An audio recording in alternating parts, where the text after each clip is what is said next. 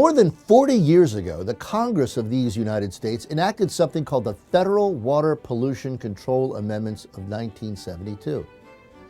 Now, these amendments to previous enactments and their progeny have come to be known as the Federal Clean Water Act.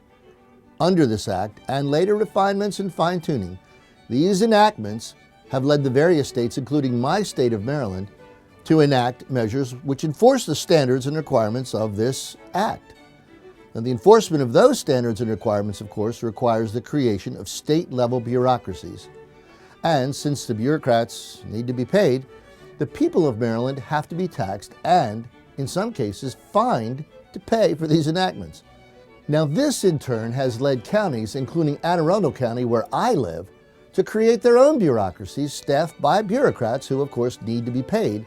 So our county taxes and fines go up so that our county bureaucrats can submit reports that comply with what our state bureaucrats require so that they can turn around and satisfy the demands of relentless federal bureaucrats at the EPA, which administers this act. Now, ostensibly, all of this is necessary because the Chesapeake Bay and its tributaries were not meeting some standards invented and amended and re-amended by various levels of bureaucrats. Now, as part of all this foolishness, the Anne Arundel County Council has decided to tax the rain. Mr. Dick Ladd, my District 5 councilman, says that this new tax is necessary so that the latest requirements that, pardon the pun, flow from this 40-year-old federal act can be met by our county. And when Mr. Ladd voted for what is known as the rain tax, he said he did so with pleasure. Now, I take this to mean that Mr. Ladd was pleased to add a multi-billion-dollar burden on the people of my county by voting for a measure that our county council chairman called the greatest single tax increase in county charter government history. Well, here's why this is a national story and why you, wherever you live, need to pay attention. The original federal act which started this chain reaction, this flow of taxes and fines, is not law. In fact, it is null and void and of no effect. To prove this to yourself, please search your copy of the Constitution of the United States. Look under Section 8 of Article 1 and see if you discover some authority for Congress to enact law regarding the environment, or regarding water, or regarding the rain.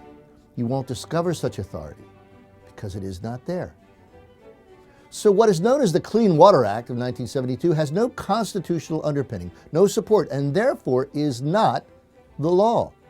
There is no reason, therefore, for the state of Maryland or the county of Anne Arundel to comply with any standards or requirements published by the Environmental Protection Agency or any other federal agency or department.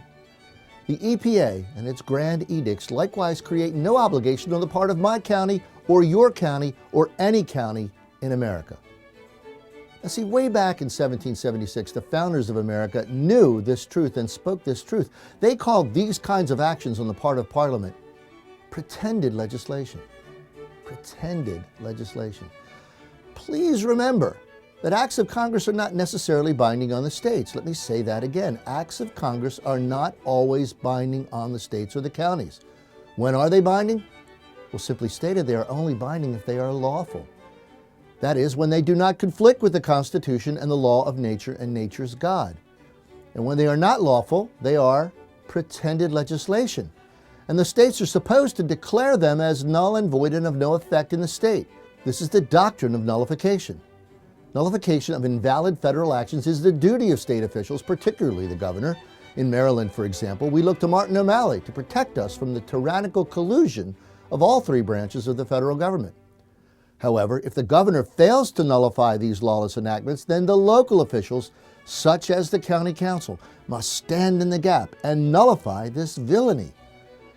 But the statements of Mr. Dick Ladd, my councilman for Anne Arundel County, Maryland, indicate that he either doesn't know his duty or for some reason he refuses to do it. We believe that local officials need to know the difference between real law and pretended legislation. And when they encounter the noxious fraud of pretended legislation, they must resist its effect by declaring it null and void. They must not aid and abet the lawlessness of other government officials. This is Michael Anthony Peroutka for Institute on the Constitution, bringing you the American View.